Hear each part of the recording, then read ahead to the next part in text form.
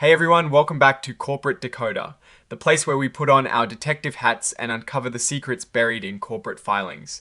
Today we're diving into a report from the Vita Coco Company Incorporated, and let's just say it involves a bit of good news about tariffs. So, what does this filing from the 17th of November 2025 tell us? Well, it is a pretty standard document called a Form 8K, which is basically used to announce major events that shareholders should know about. And the big news here, the reason for this special filing, is about tariffs. For those who might not be super familiar, the Vita Coco Company Incorporated is primarily known for its coconut water products.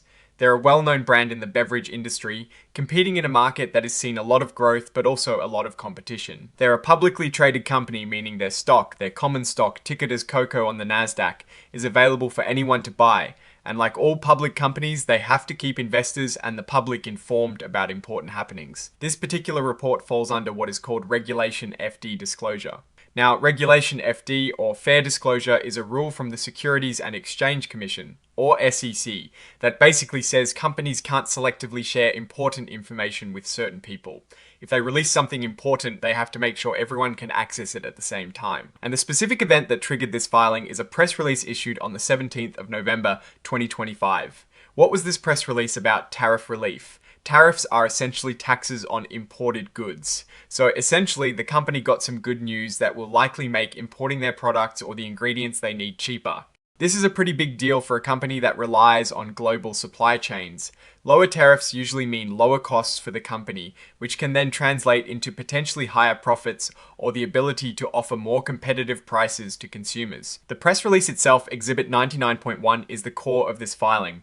While we don't get the full text of the press release here in the 8K itself, this document tells us it exists and what it is about.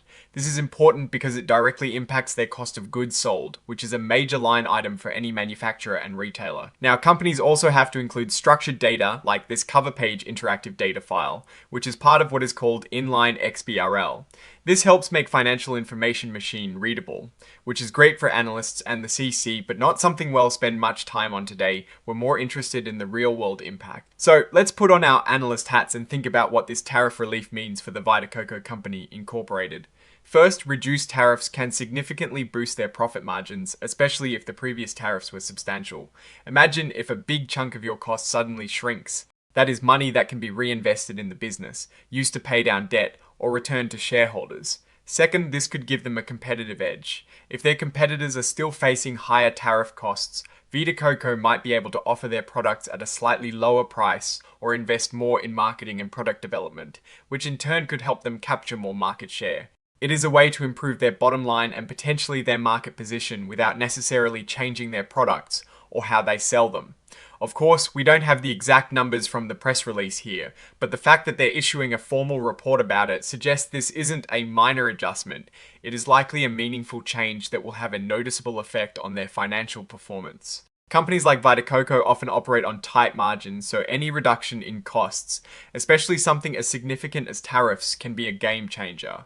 Looking at their overall strategy, companies in the beverage space like Vita Coco are always looking for ways to improve efficiency and profitability. Accessing raw materials or finished goods at a lower cost is a fundamental way to achieve this. In a globalized market, navigating trade policies and tariffs is a constant challenge, and successfully securing relief from these burdens is a clear win. This development could also signal positive changes in trade relations or specific agreements that benefit companies in their sector.